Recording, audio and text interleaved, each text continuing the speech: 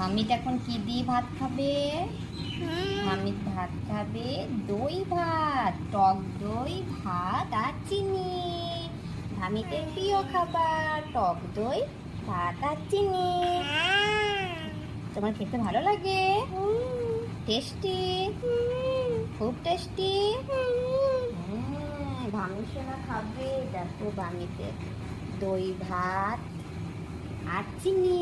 ভামিতে 2 বছর বয়স হয়ে গেছে, ভামি এখন চিনি খায়। কিন্তু এটা বসে বসে খাবে না, মায়ের কোলে ঘুরু ঘুরু করে খাবে। ভামিদ বাবু বলেছে মায়ের কোলে ঘুরু ঘুরু করে খাবে, তাই খাইয়ে দি দই ভাত। টাটা করে দাও, টাটা করে দাও, টাটা। খেয়ে নি, আবার একটু পরে কথা বলবো। এখন আমি ভাত খেয়ে নি।